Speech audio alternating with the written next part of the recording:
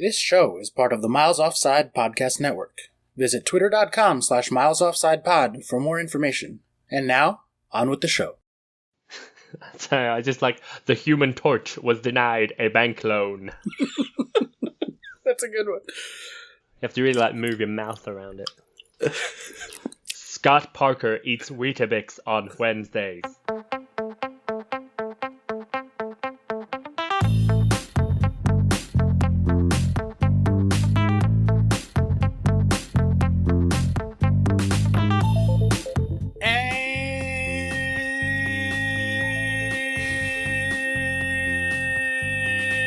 And welcome to another episode of the Miles Offside Podcast, where we talk a little bit of football and a whole lot of nothing.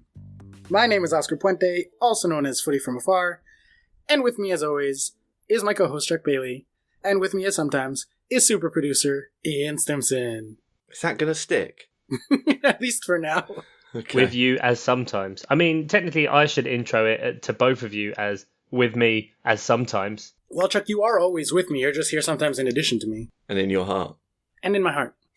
And in my bum sometimes as well. No. Sorry, I just started thinking of Tarzan. Did you just say something crude while I was thinking of Tarzan? No, I didn't. Not at all. Definitely not. I'm here singing Phil Collins' rendition of the theme from Tarzan, and you're talking about things living in bums, and I'm not down with that. Okay. Neither is Phil Collins. Well, you don't know. Don't speak for him. True. Yeah. Who knows? It's 2019. Lots of people like a finger in the bum. I'm just saying. I wasn't judging Phil Collins for that. Just for everything else. Yeah. You kind of look like Phil Collins, actually. I never thought about that. Oh, fuck it. This is unbelievable. Have you gotten that before? No. I'm just saying, you don't not look like him. You don't just see a white man with a receding hairline and say it's Phil Collins, okay? Ian is much more follically gifted than Phil, because Phil went bald at about the age of 12. It is just simply that he's wearing some headphones that look way too big. Is that what it is? Those are nice headphones. What are you working with there, Ian? Those are good headphones. This is what the people want. Some AKG ones. Yeah, they're quite nice. Oh, yeah. I got a pop filter for my microphone so I can go, Peter Piper pooped his pants. And then it sounds crystal clear. I mean, the original rhyme has got lots of P's as well. You didn't need to change it. Well, I don't know the other one.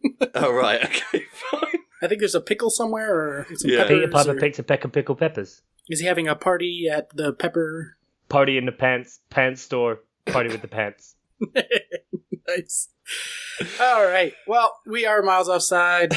This is a long-winded way of getting in. We're like, 3 minutes. Welcome. Thank you for joining us. If you're new, if you're old, thank you for coming back. We love you.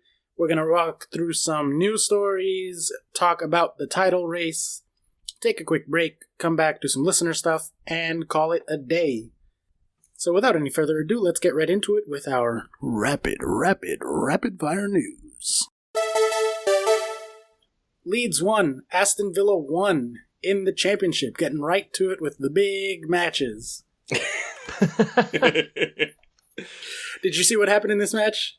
It might have come up once or twice. It might have done a few rounds of social media and news outlets. I mean, what a bizarre situation. Yeah, so for our listeners that don't necessarily know what we're talking about, let me just read the first little bit of the story. We're talking to you 8 Virginians.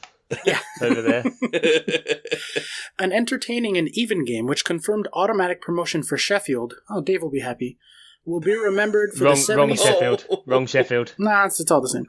Will be remembered for the 72nd minute goal that sparked an already passionate encounter into a total loss of tempers at Elland Road. Leeds initially opted to play on following a challenge by home defender Liam Cooper, which left Villa striker Jonathan Kodia, not sure, on the floor, then appeared to be ready to put the ball out. So basically, guy gets fouled. They slow down like they're going to put it out. Once the defense stops moving and is like, oh, okay, cool, it's going to be a break and play, they play it through. This guy just runs and scores a goal, and then all hell breaks loose.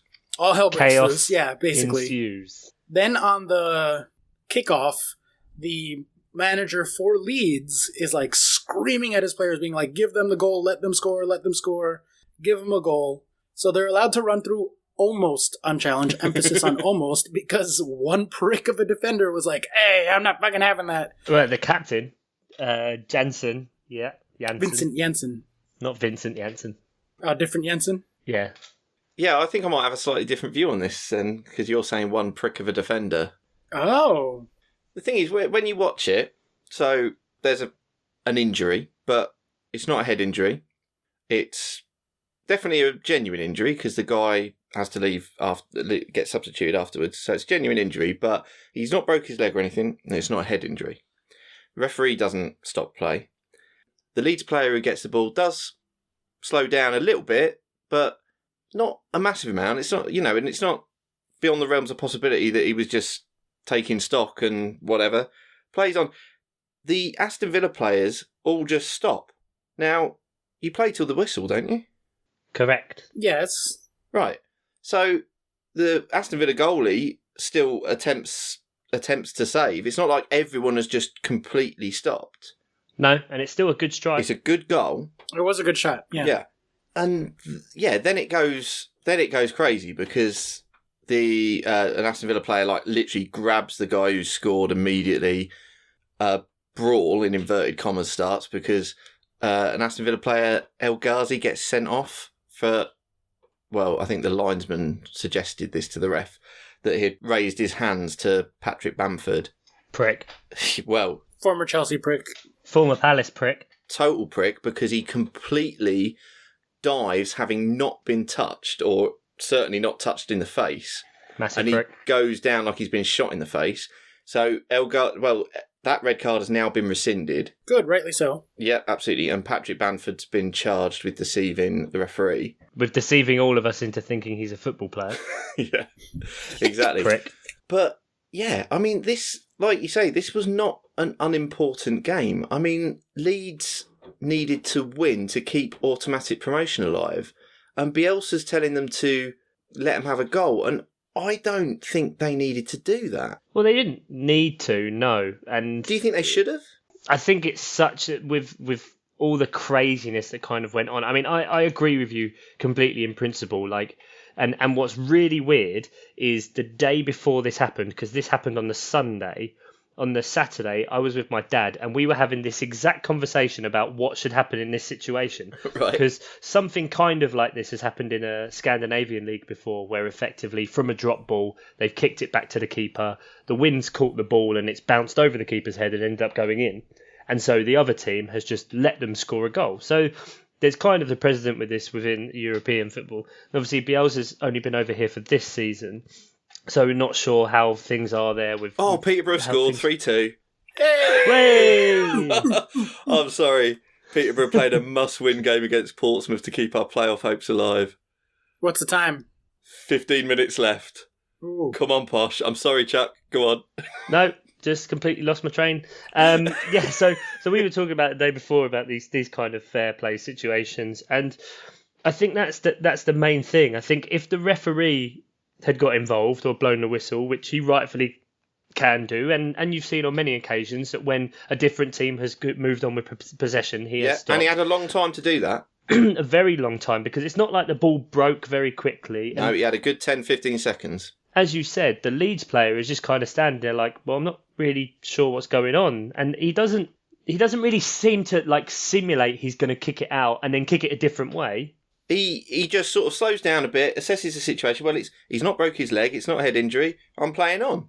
Yeah, and so I think in that instance you can't fault what Leeds really did. Whether obviously the ensuing brawl is, it's brawl inverted commas. Yeah. Is kind of irrelevant and beyond any sort of analysis. Like that shit just shouldn't happen regardless. And then Bielsa, I can appreciate that as a gesture of goodwill for the whole situation. It's a really bizarre way of looking at it, especially with a game so important. But I think that's important. I think that's amazing from him to just do that and give the goal away to Villa. Villa, who have been pushing massively for promotion as well. Leeds, who are in the race to get the automatic promotion as well. However, they've probably also seen they're down to 10 men. I kind of fancy us here to maybe nick another goal. which obviously didn't happen in the end. But it is But they only so have bizarre. 15 minutes left, and Aston Villa weren't in the race for automatic promotion. Not for automatic, but they're still gunning for promotion. Yeah, but they're already safely, I think, in the playoffs. I think if I was a Leeds fan, I would be absolutely fuming.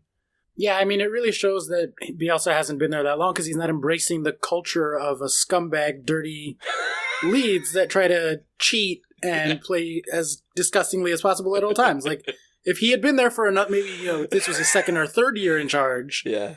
Really clearly that would go down in a different way. But like Chuck said, it's his first year, so he has no idea what the culture is. Clearly.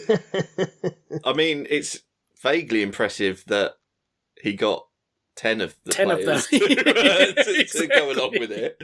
I think for me, there's a difference between, like, clearly the rules of the game. Like, the ref isn't required to blow if it's not a head injury.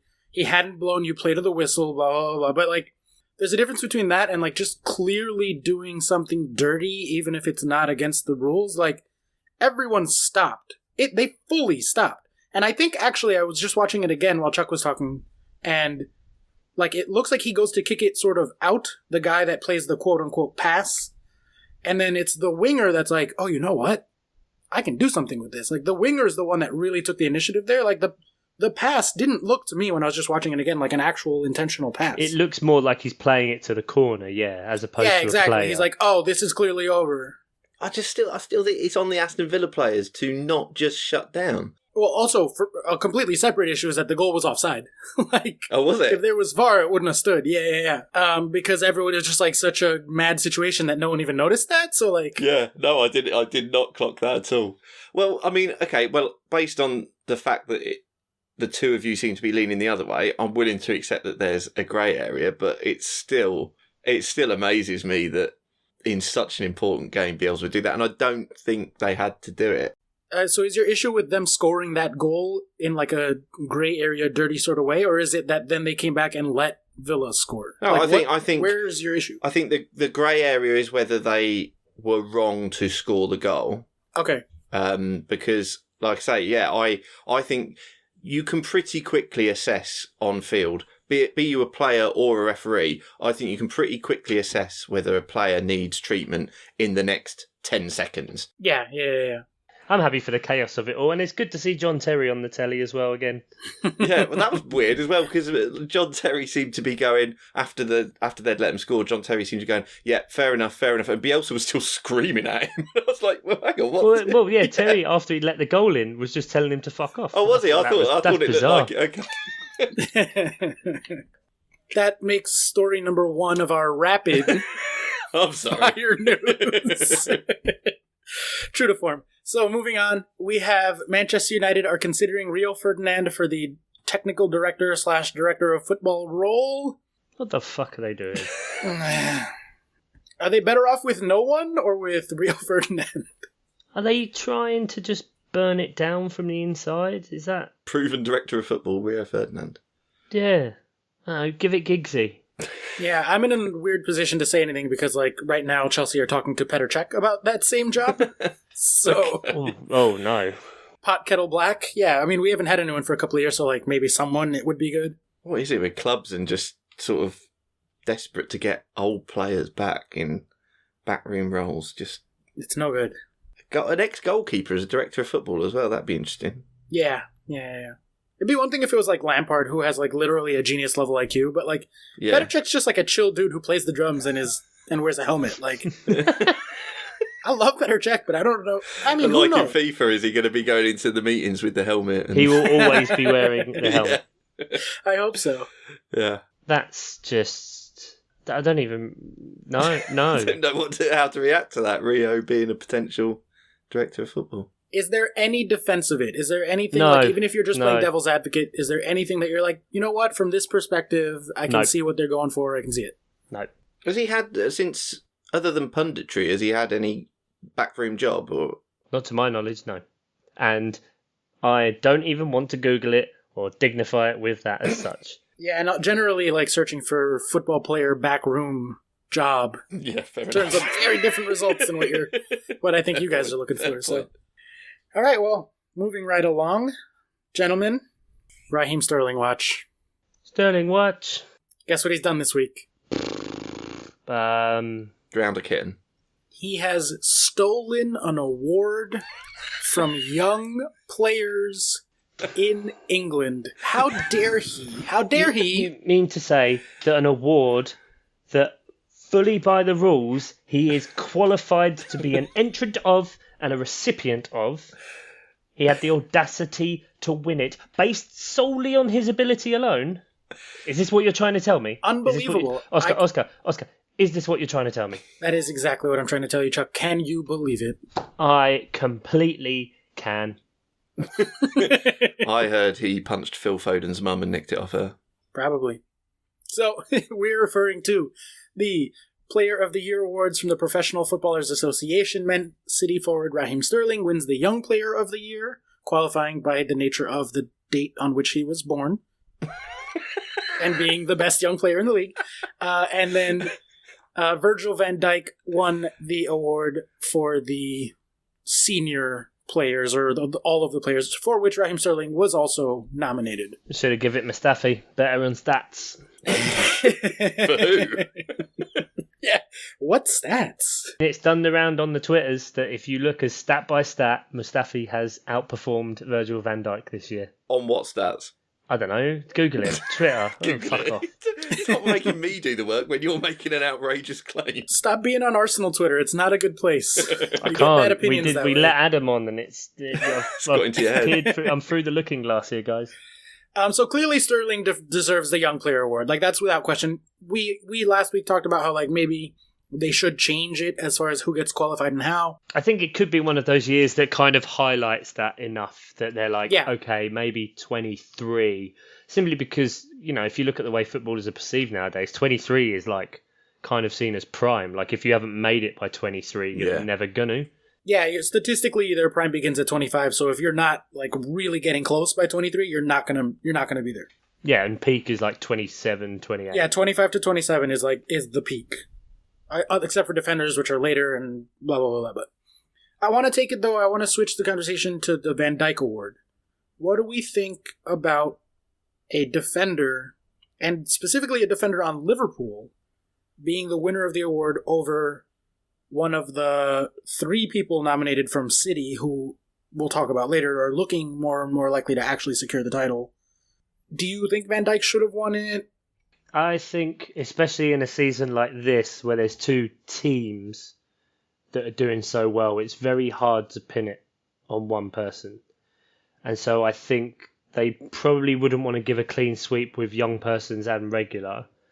But I think as an individual that you can say came into a team and just made a world of difference, I think Van Dijk kind of hits the nail on the head there for me.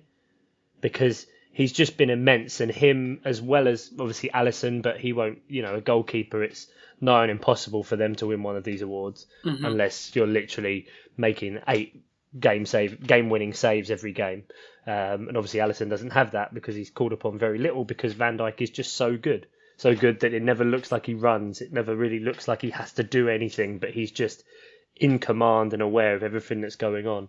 And more impactful in a way, because if you look at Mo Salah, Salah had an amazing season last year, but Liverpool still ship a ton of goals. So you can't say that Van Dijk's input isn't technically as good as what Mo Salah's done at the other end of the pitch. And so I can get on board with Van Dijk. His positional play is really good, and it's something that Liverpool always were a little bit headless chicken at the back. Yep. And Van Dijk is absolutely not that. He's always in control, knows where he needs to be. There's obviously this stat that's been doing the rounds that no players dribbled past him in the last 12 months in the Premier League. That's fucking amazing. Like, that's crazy. Yeah. So his impact on Liverpool's defence, and especially with clean sheets being an absolute premium this season, has been immense. So I'm perfectly happy for a defender to get some credit for once. And I think the sort of flip side of that being that with City, there isn't one. Certainly, there's no new player. Yeah, and even then, they really share the burden significantly more than Liverpool. Well, they've got so much of a larger squad than Liverpool. Right, and so you see like Bernardo Silva, Raheem Sterling, and Sergio Aguero being nominated, and you even within those three, like it's hard to pick out or make an argument for one of them being better than the other two necessarily. Yeah. Like I could definitely hear so they sort of cancel each other out, I think. And so if you're giving an individual player award, it does make sense to me to give it to a Liverpool player because there are more standout individuals there, whereas City is just like across the 11, they're all doing important things. And so from that sense, it does. And like Ian said, clean sheets are such a premium. That sort of is a natural transition to our next story. Allison, who is also a new player and I think also a big part of like organizing their defense, the two of them really seem to sort of take it in turns. He becomes only the 5th goalkeeper to keep 20 clean sheets in a Premier League season. So he has 20. Obviously, there's still a couple matches to play. Pepe Reina did it twice. Peter Schmeichel. See, I can't say that name correctly anymore. Yeah, he's really ruined it for you. Yeah. And then Edwin van der Sar with 21 and Petr Cech with 24 clean sheets in that ridiculous 04-05 season. Yeah, I was going to say, Petr Cech definitely did. Yeah, he had the 24. That season, I think Chelsea conceded 12 goals the entire season. Jesus. So, and it does remind me, looking at that back of those two guys, it reminds me of like when I first came into football. We were talking about that last week with Van der Sar and Vidic and Ferdinand running the show at United.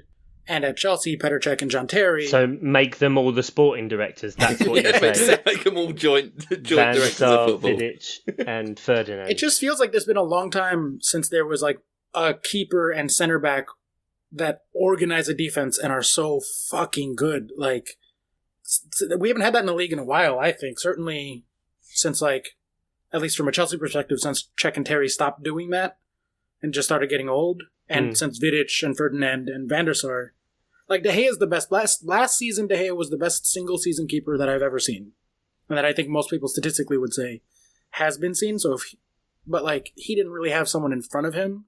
No, they chopped and changed their centre backs, didn't they? Yeah, and this feels like a very, very strong combination. So, I don't know. Van Dijk makes sense to me. All right, and to take it to our next story, have you guys heard about the situation with the Bolton players recently? I know, Chuck, you were vaguely aware of it, mentioned it a couple of weeks ago.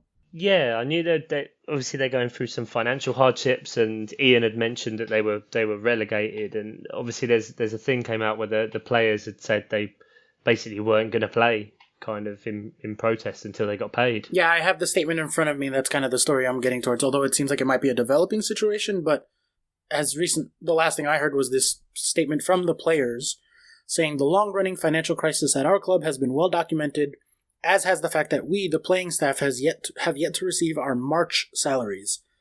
5 of our coaching staff are also yet to be paid for the month of March. We have endeavored to continue our training and playing commitments during this extremely difficult time with seemingly no resolution in sight. We thought that the prospective takeover of the club would provide a solution, but difficulties in its completion has left us no further forward. This situation is creating mounting mental, emotional, and financial burdens for people through no fault of their own. It goes on and on and on. And then here's the meaty part. With deep regret, we have decided not to fulfill our remaining fixtures unless we are paid. We understand that this will disappoint our fans, and for this we sincerely apologize. We realize this may be seen as drastic action, but we feel we have no other options left. I mean, fair enough. Fair. It's hard to argue with any of that. I mean, not being paid for 2 months, and I know footballers are paid a lot, but It's irrelevant. it is irrelevant because you live to your means, and we're not talking about like, oh, fucking brilliant. Peterborough have won. Yay! Oh, Yeah. thank God. Thank God.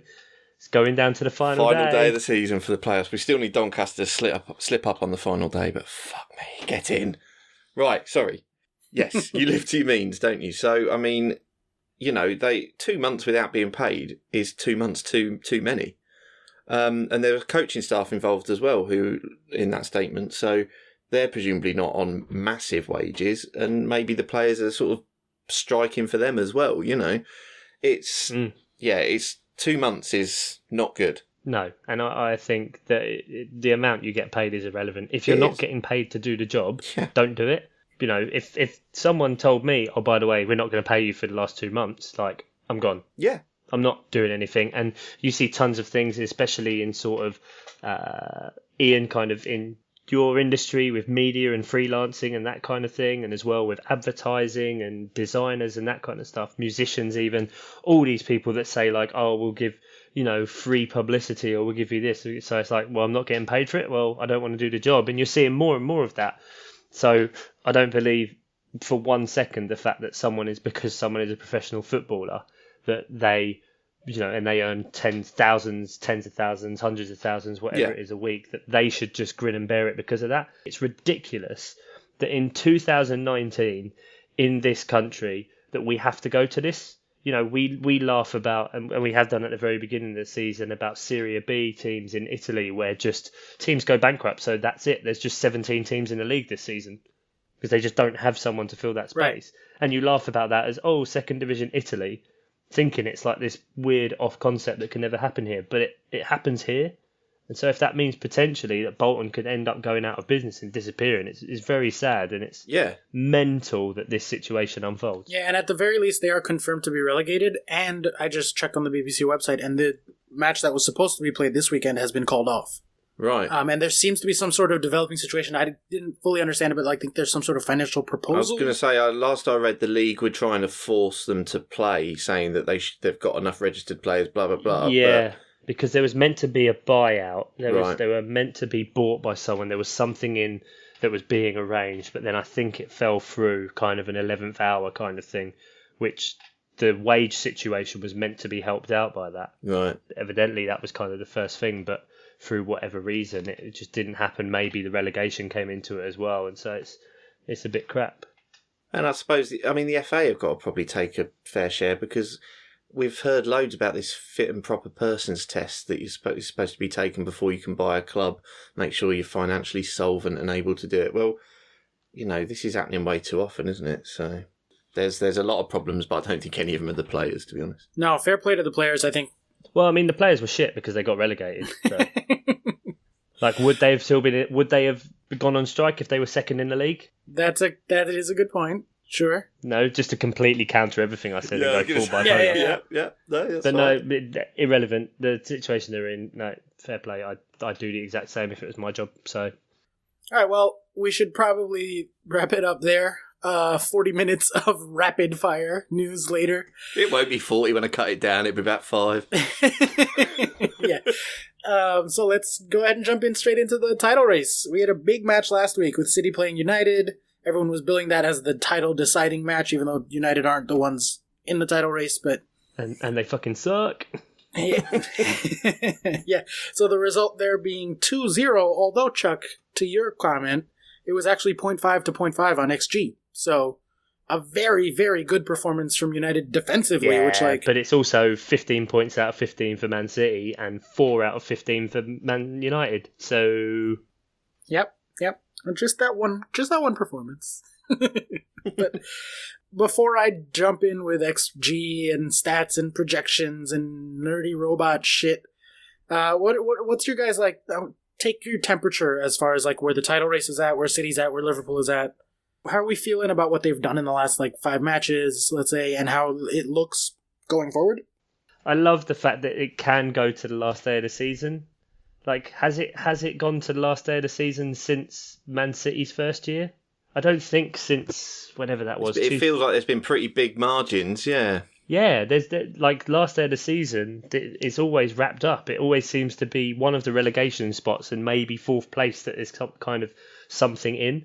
But this year, if Cardiff can win this week and Brighton lose, obviously, we can have a relegation spot, a 4th place that people are playing for, and the top of the league. So there's actually some sort of stories everywhere of what can go on. And the simple fact is that I can't see Man City or Liverpool losing any of their next 2 games. So what are those 2 games? Why don't you fill us in, because it looks like you have the schedule in front of you.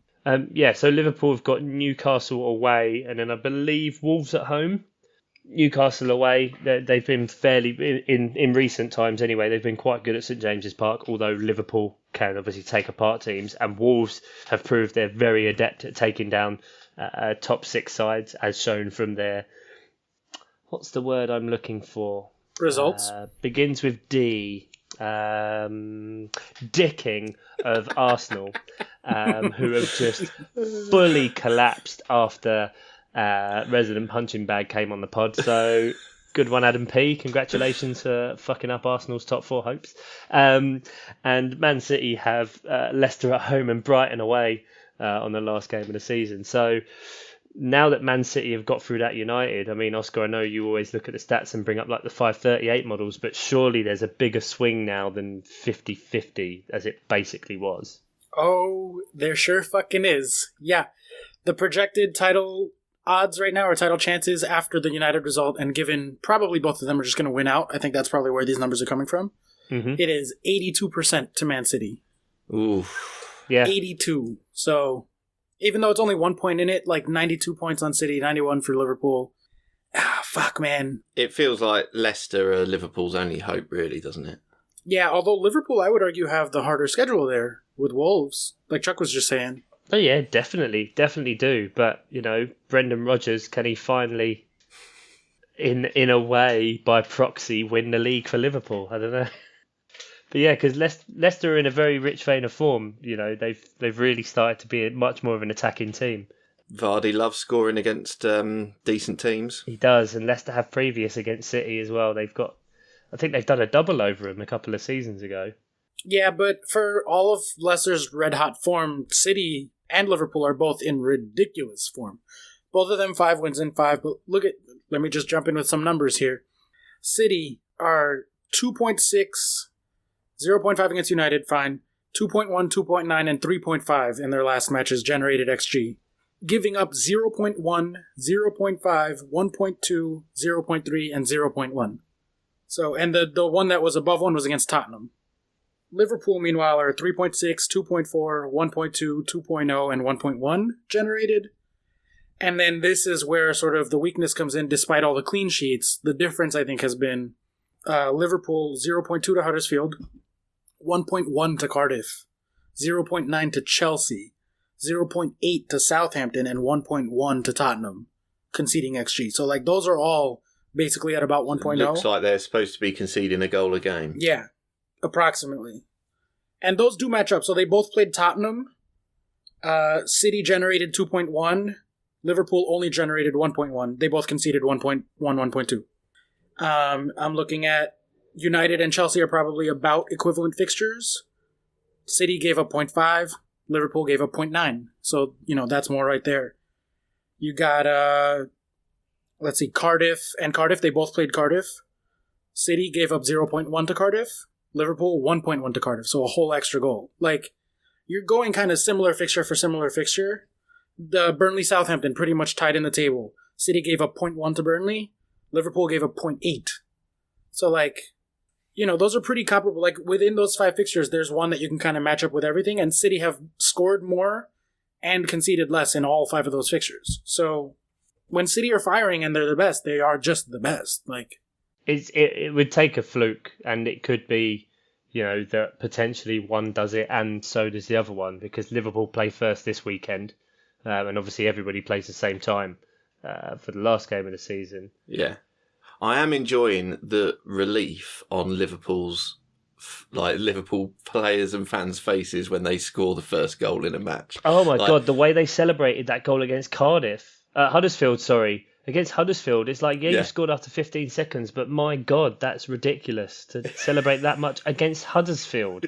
Yeah, but there's no room for error. Like, I can't even imagine the immense against pressure. Huddersfield. If either team drops a single against Huddersfield. Huddersfield, we've won 3 games all season.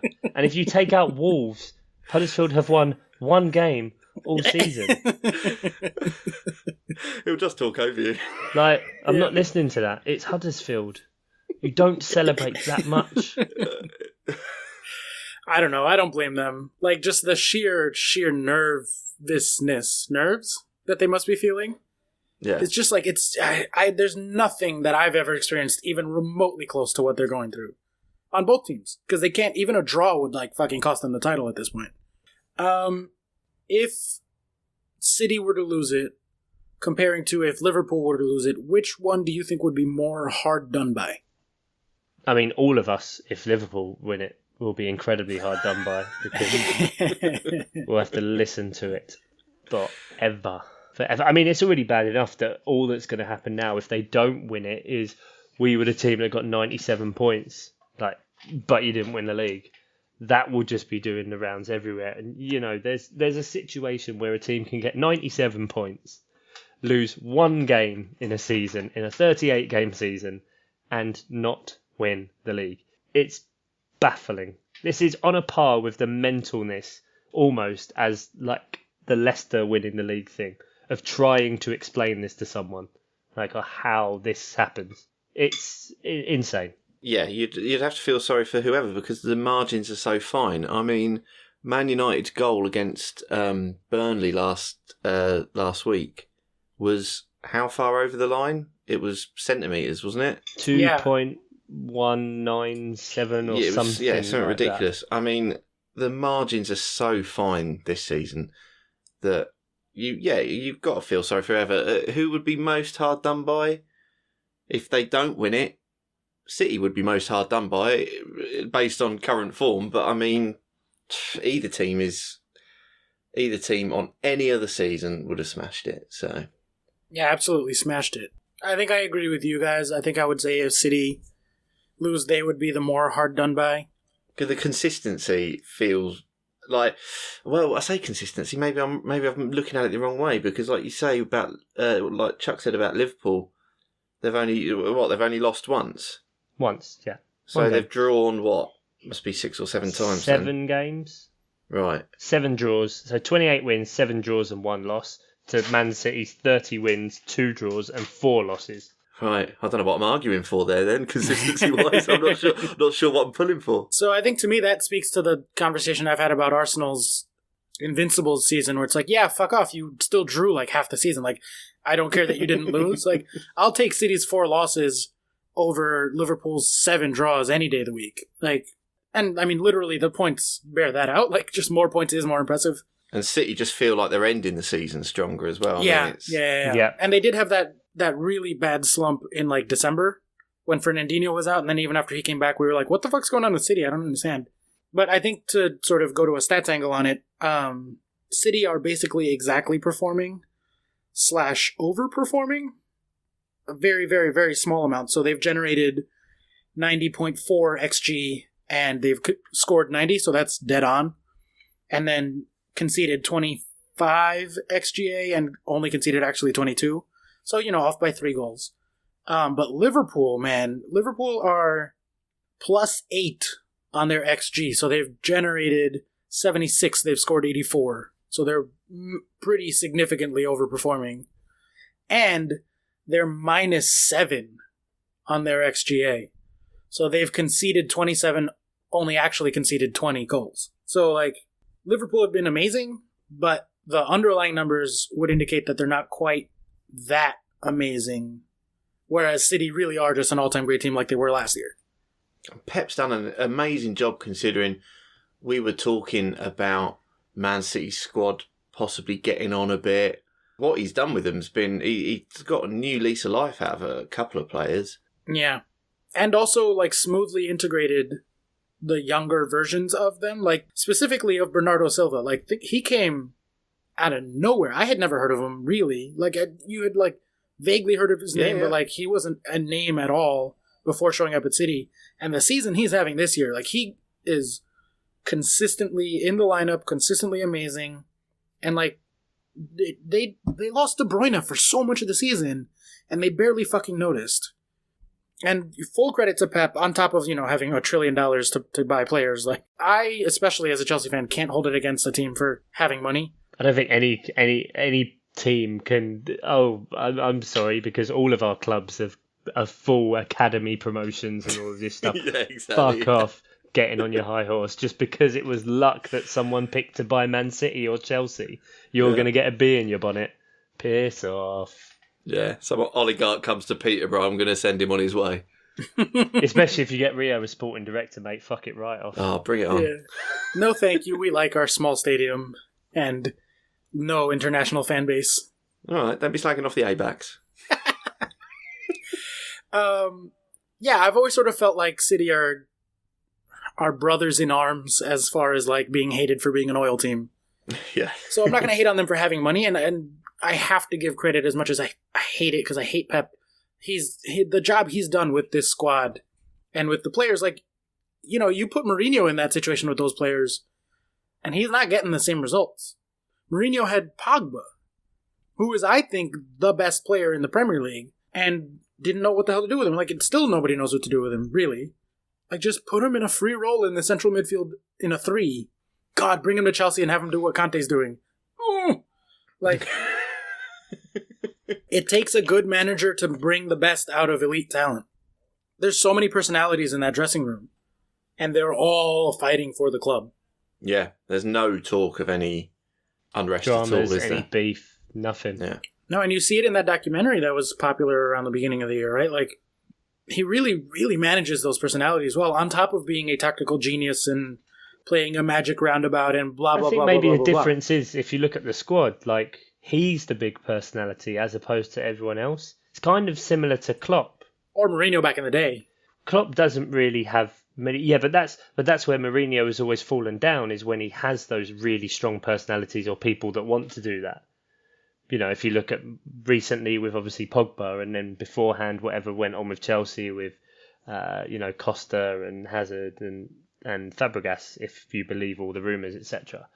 That can kind of bring someone down. But Pep, through his ways of recruiting, if you look, he doesn't have super strong people coming through that can kind of challenge him in a way. So he kind of is very clever in that way of picking his squad and knowing that, right, if I'm going to get the most out of these people, they need to fit with what I do and not necessarily challenge him in a negative way, because if they push him and in the right way, it can be good for the whole club, as opposed to being at loggerheads, as is kind of coming out with Pogba and Mourinho, and now Pogba and Solskjaer.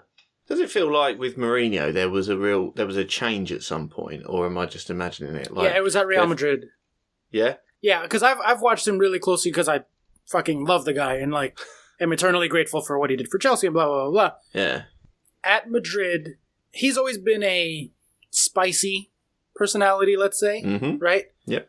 But the press, specifically at Madrid, and how intense the media culture is in that very small city, yeah, he got more and more defensive and antagonistic towards everyone, and there was more of a bitter edge, a sort of resentment, I would say, that built up in his time at Madrid, and I think it basically broke him. Because even when he came back, you got to remember when he came to Chelsea the second time, he was like, I'm not the special one, I'm the happy one now. And when he said that, I was like, oh boy. Oh, he's he needs therapy. Madrid fucking broke him. That's interesting, because with his first stint at Chelsea, it was very much, he built a siege mentality. Mm-hmm. And if there was any criticism towards the players, he would always do or say something outrageous and absorb that criticism himself. He would always make himself the centre of the story, so as his players weren't.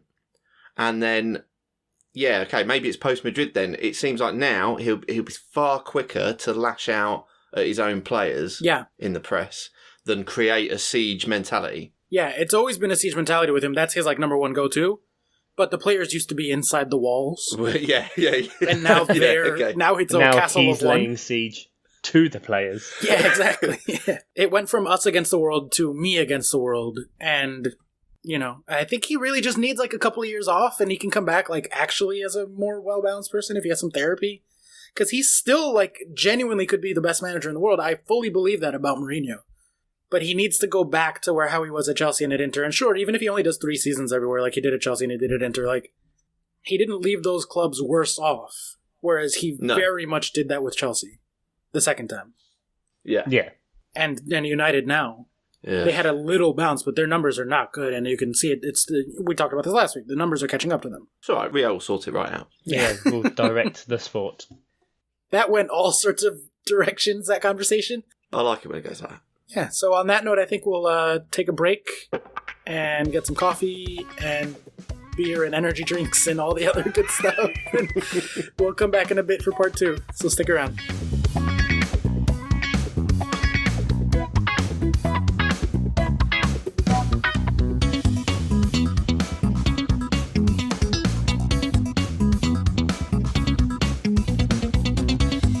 Welcome back to Miles Offside Pod, where we've done a lot about football. Yeah, that's right. We're getting good at this.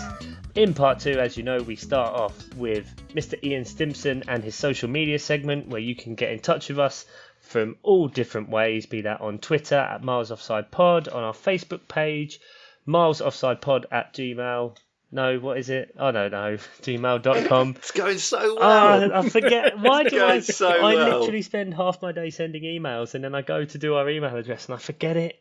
Oh, God. It's past my bedtime.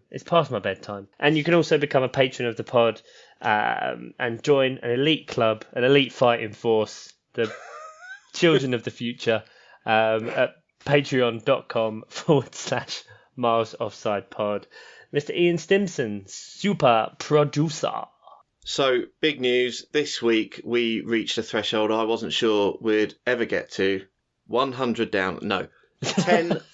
downloads for our little podcast, which is ridiculous. And that doesn't count Patreons and Spotify. Does it count my mum's 1,000 accounts she set up? Oh, shit, yeah, it does, yeah. 10k downloads, though. That is ridiculous for something we just started as a hobby. So we're very happy. Does that make us experts now? Because, 10,000 hours is like the thing. Whereas if you do something 10,000 times, don't you? Or is it 100,000? No, it's 10,000, but we've only done 40 pods. So. Yeah, but it's been listened to for a total of 10,000 hours. Yeah. Yeah, fine, we're experts. Yeah. Yay! Fine. Cool. But anyway, thank you to everyone that's bothered to listen to us. We seem to have a hardcore of listeners that listen all the time, and we're very grateful to you. We'd be even more grateful if you went to patreon.com/milesoffsidepod and give us some money. And even if not, if you can give us a review, we understand. Obviously, some of you might play for Bolton. Times could be hard. So don't worry about patronage. Reviews are free. 5-star review. Talk is cheap. Crack on. Exactly. 5-star review, a subscription, all fine. All fine. All good stuff. So we have got some plans as well. We are doing some end of season awards in a couple of weeks' time. So we'd like to know what categories you think you might like to hear about. You can get in touch with us everywhere, Chuck said. We've got sort of ideas of best, worst transfer, best, worst celebration. So send some categories in, or send some nominations in, and we can consider what we would want to do for our end of season awards. Over summer, we are probably going to do a few mini episodes that are maybe not going to be so football related. Not like us, is it? No, not really. Really? No. No, probably talk about food and that. Well, it'll be like no more Game of Thrones to talk about. No. But we are expanding. Our Oscar here is branching out, and we're starting a podcast network. So let's have a listen to what Oscar's new project is going to be. In a world where a man was on a podcast that literally some people listen to, comes another podcast that hopefully some people will listen to, starring that man and his wife and also another man. And they're all nerds. Are they nerdy? Yes. Are they going to talk about nerdy things? You bet. There's Star Wars. And will they bring up Harry Potter frequently? They sure will. Also, including probably Marvel and Lord of the Rings and also Game of Thrones and more than those 5 things, yes, other nerdy things. The Miles Offside Podcast proudly presents... You're a wizard, Harry. Look at this all day.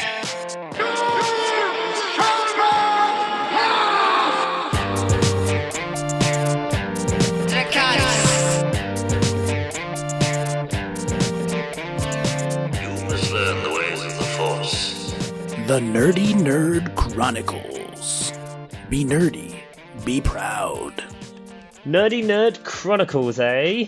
What is this? Tell me more, Oscar. Yeah, well, I think, they always say that a good husband does what his wife tells him to do.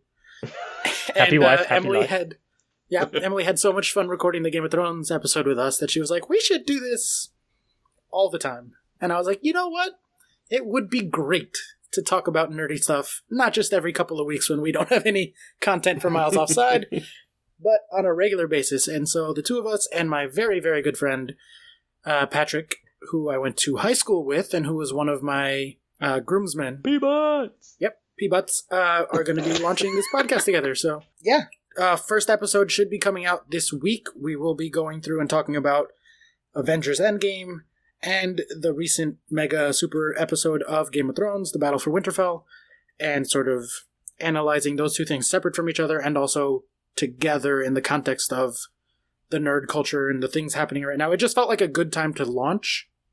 You know, for us, we use the World Cup as an entry point. Yeah. And this is just like everyone has nerd fever right now with Avengers and with Thrones, so it seemed like a good entry point. So, yeah, check that out later in the week. If I can be any good at all at editing audio and combining different feeds the way Mr. Super Producer Ian Stimson does. We shall see. Might be in 2 weeks. We'll see. I mean, Chuck, this feels like this was always his plan, really. Just get into the podcasting world via us, get 10,000 downloads, and then jettison us for what he actually wants to do. Feel used and abused. Yeah, me too. Like a Kleenex down the back of it. Anyway. If you ask nice, you can be guests on my other podcast from time to time. Oh, thanks. Prick. But exciting news there. Yeah, lots of stuff going on. Yeah, lots of stuff happening. We got 2 podcasts now, and we might expand the stable further. Who knows? But for now, let's take some questions. Adam P got in touch, as he does, with a football question. Boo. Would Oscar actually feel good about Chelsea qualifying for the Champions League, given it'd mean Sarri almost certainly stays for next season and they're facing a transfer ban and so couldn't strengthen their side? Brackets, which would surely get humbled anyway. Yes. Do you want to respond to that essay? Oh, right, yes. Yeah. Yes. No, There is a race not to finish 4th. Are you going to win that race? I do think we will be more likely than Arsenal finish 4th, despite everyone stumbling. We're stumbling less. No, I just think everyone has come down with a severe case of British politeness. That's what I think has happened. It was like, no, please, no, you go first. No, you go first. No, you take 4th. It's like Marcelo Bielsa, but on a league structure format. Just saying, no, give them the 4 points!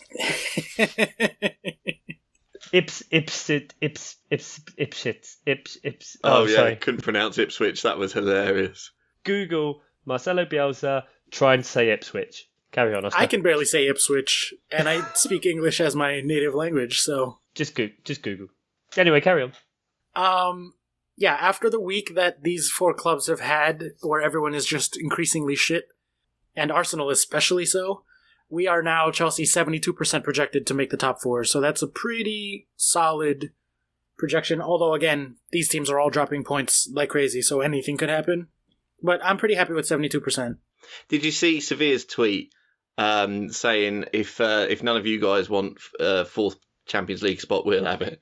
Yeah, I did see that. Absolutely brilliant. As far as actually getting in, I think Chelsea are the favorites both in terms of the top 4 over Arsenal and also the favorites to win the Europa League. So I think there's a very, very, very high likelihood that we will be in there. Arsenal, apparently, I'm just looking at the projections now, aren't even favorites to make it through their semifinal tie. They're slightly less favored than Valencia, 53 to 47%. But so Arsenal have got Valencia, and who have Chelsea got in the other Europa League spot? Eintracht Frankfurt. Okay. Yeah. So does that mean Sarri stays then? As in, yeah. Like, do you think that's what guarantees it? No, I think Sarri's staying anyway at this point. I think they made that decision.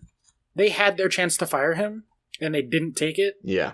And so I think that, to me, that signaled strongly that he's just sticking around, which I've kind of started to try to make my peace with, at least on some level. And then as far as like getting humbled next year in the Champions League, which he's not wrong, there's, we probably wouldn't do that well. The silver linings there would be, 1, Eden Hazard's winky face quotes that he's been giving recently. I don't know if you guys caught this in his post-match press conference. Wanky face. But he was basically like, I'll be playing in the Champions League next year, and Chelsea will be playing in the Champions League the year, and we should be playing together in the Champions League next year, was basically like what he was saying. So the implication being, I think, that if we can make the Champions League, he'll stay.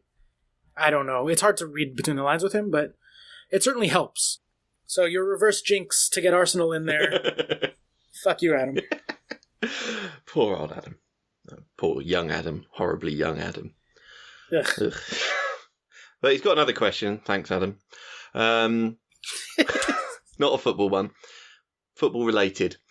Would you rather be locked in a room with Michael Owen whilst he reads a chapter on mitochondria from a textbook? Right. Trapped in an elevator, right? Yeah. Trapped in an elevator with Graham Souness after telling him you think Pogba is world class, or Wayne Hennessy's PR agent.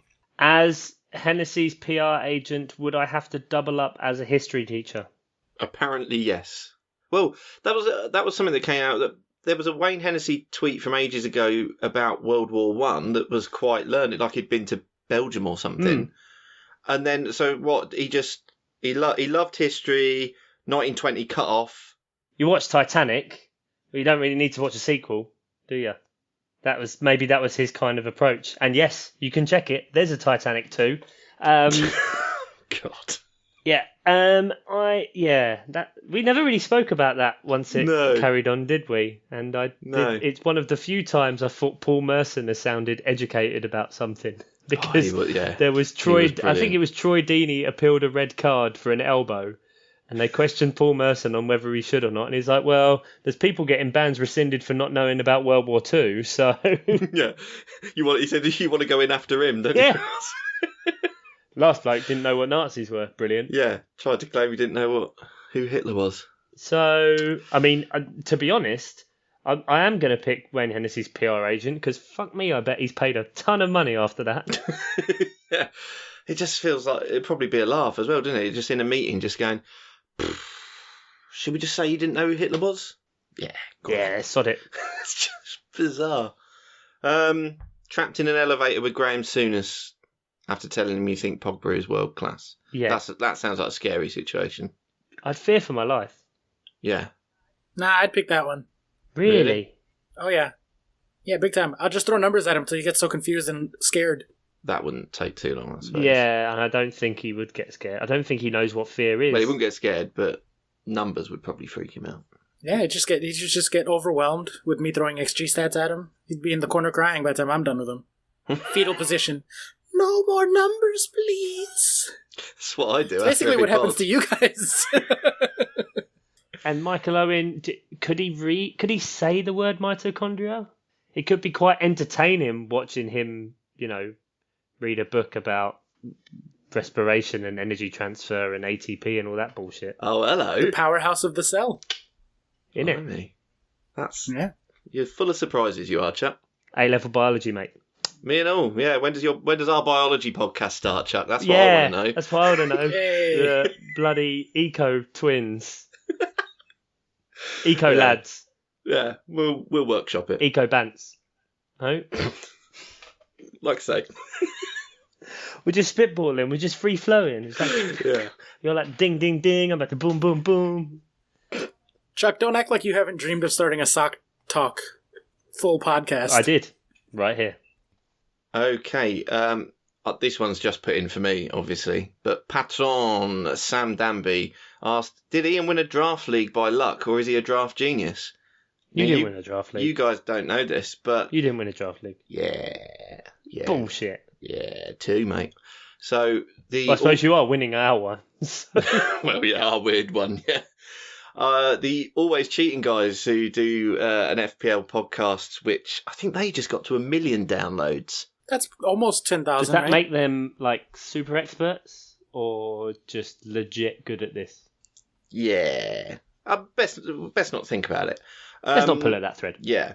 So they have a Slack and chat app basically, and they set up a draft league, and there was an American league and a European league, each just 6 teams playing FPL draft. And I've taken sort of inspiration from Oscar and actually put some effort in, and I won the European league. So then that went into a sort of the top three teams of each went into a Premier League and a Championship, and we're going to start a whole sort of league pyramid structure. And I won the Premier League this week as well. Thank you. Excellently done. So is it on Fantrax, or is it like... No, it's FPL draft, so it's just 6 teams in each league. Yeah, I know. I knew a draft purist wouldn't be happy with that. But I had to crowbar that in. You always win the draft leagues you're in, and this was my first proper crack at it. I love a good draft game much more than regular FPL. Yeah, much, it was much fun. more than It regular was FPL. fun. Required proper weekly thought, and with only 6 teams, there was always a good player pool to pick up from. We should do a Fantrax League next year for us and like maybe Patreon subscribers. That's not a bad idea. Yeah, there you go then. Another reason to become a patron on patreon.com/milesoffsidepod. I'll annoy Chuck for weeks at a time until he reluctantly agrees to be in it. He plays for 1 week and then stops paying attention to the team. Yeah, There you go. easy win every week. Yeah, exactly. Just providing a service there. So obviously I just had to crowbar that one into, because no one else is going to say well done. So, and neither did you really, but Not really. No. We can move on. You got polite applause. Now fucking move on.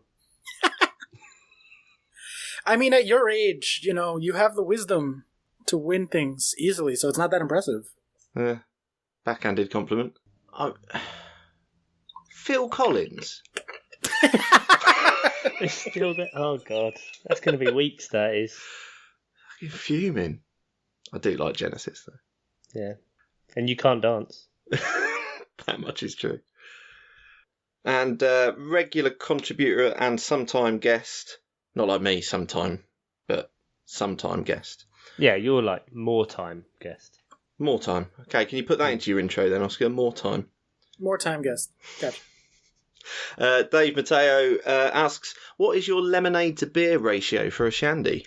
I mean, this is Chuck's area, really. What are you trying to say? You calling me a Ponzi Southerner? Oh, blimey, that touched a nerve. Oh. No, 50-50. That's the only ratio for a shandy. Yeah, that's what I assumed. But like, I've asked for a shandy for the wife, obviously, not myself. For the wife, the lady. A couple of times recently, and it's been more like a lager tops. No, see, this isn't a thing. Oscar, your face is very null at this point. You do know what these things are, right? Yeah. We have shandies over here, although they're a relatively new, I don't want to say invention, because obviously we didn't invent it, but like, I hadn't heard of them for a long time, and then all of a sudden they've started popping up in the summertime. It's definitively, I don't know how it is over there, but it's definitively a summertime drink over here. No one would ever dream of having a shandy in the winter when there's a foot of snow on the ground. Yeah, it's more of a drive-in drink over here. But if I was going to do a ratio for my shandy, I would clearly do 1.61803398875 to 1. Shout out to all my math nerds out there. Someone, golden ratio. You're doing the golden No. ratio of fee. Yeah, it's the golden ratio. Yeah. There it is. That'll be in harmony with nature. Why are you bringing that fee shit up, yo? I am at one with nature. I don't know. You said ratio. I don't care about shandies, but I was like, oh, I'll make a math joke. It sounds pretty good to me. It sounds like a pretty good ratio. You might have found the perfect shandy. Somebody try it. Tweet at us. Let us know how it is. 1.66 to 1. Sorry, not 1.66. 1.618. 1.8. Yeah. I don't know what I was thinking. Golden I was ratio. like, shit, that's Fucking wrong. Yeah. God, you can't even get your own nerd shit right. I know. Doesn't bode well for your offshoot. But that wraps up the questions this week. So usually at this point we would do the Predictor League, Chuck. But I haven't bothered to do it because I thought for more suspense I'd leave it to the end of the season now. So Raph will be running the numbers for himself, but no one else will know where they're at? Yeah, I mean, I'm wondering because, we did find that out that Raph had started to work out his own numbers and kind of to see, but with no kind of relative information to go with that. I thought it'd be quite good to see now that we're kind of in sight. And there's only 2 weeks left, sorry. Okay. That we're going to build the suspense up to see who does indeed win the £51 gift card. Are we going to leave it till the end now then? Yeah, I'm going to leave it till the end because mostly then I can just hide if Ian's won, I can just like hide it a bit and then we'll just give it to second place without telling him. Mm-hmm. No. If I win this, I don't need the £51. I mean, I do need the £51, but Well, you'd only get £34. yeah, of course, because some of it would be from me, wouldn't it? Yeah. I just want the glory of winning. I've won a draft league. Peterborough beat Pompey today. Let's keep the winning going. Let's keep on. Well, imagine if Peterborough get into the promotion spots. Actually, that's where we'll have to carry on, won't we? Because if Peterborough are in a playoff push, Yeah. that will go past the end of the season, and that will fill at least 4 minutes of content every week. Exactly. Yeah. Don't forget the Europa League. Huh? Mm. Yes. No one cares. I barely care. Who cares about that? No, if it's a Chelsea-Arsenal final, we're going to have to cover that. And when's that? I don't know. He doesn't care enough. Just because he's in it. Yeah. May 29. Wow, that's late. Well, you can do a pod, Oscar. You can Just edit by now. myself. You don't need me anymore. You don't need me either, evidently. So Just salty. your wife and your So best salty. mate from forever. And now the end is near. And so anyway, sorry. But yeah, so we won't be doing Predictor League. So suck it if you've been waiting on the edge of your seat for this long. Thanks Adam for sticking P. around. Ralph. Are we doing fixtures?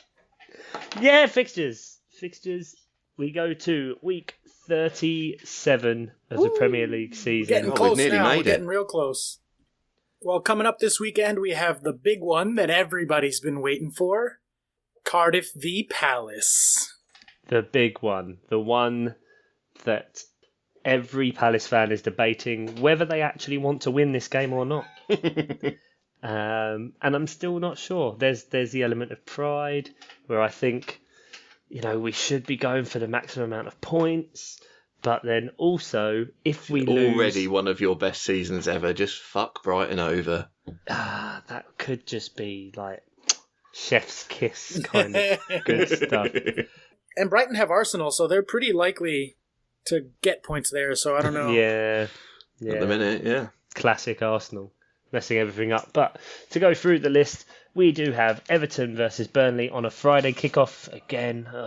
Fuck What a Burnley. massive yawn of a game. It's going to bin off Friday kickoffs. Yeah, that is when they put these games on telly. Like last week, okay, it's Liverpool Huddersfield and people want to see Liverpool, but do you want to see that game really? A game that was literally over after less than a minute? Ugh. Anyway, then we've got Bournemouth and Spurs, West Ham, Southampton, Wolves, Fulham, Cardiff, Crystal Palace, Newcastle, Liverpool, then Chelsea, Watford, Huddersfield, Man United, Arsenal, Brighton, and Man City, Leicester on the Monday. I mean, we are left now with quite a lot of nothing fixtures and a couple of relevant ones, aren't we?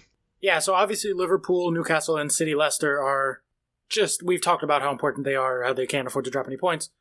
And then in terms of the relegation race, insofar as there might be one, you got Cardiff need to get points against Palace, but they really are astronomically high to go down. It's pretty much done. Yeah, if they don't win this week, that's it. It's over. Sunday is pretty much, for obviously other than the title race, which we already talked about, which is actually the most important thing. Sunday is going to be a big day for the top four. Yeah, well, all 4 to 6 feature.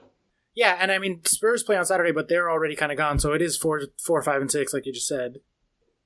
Anything can happen with Chelsea, Watford, and honestly Arsenal, Brighton also. Because Brighton are playing hard for points.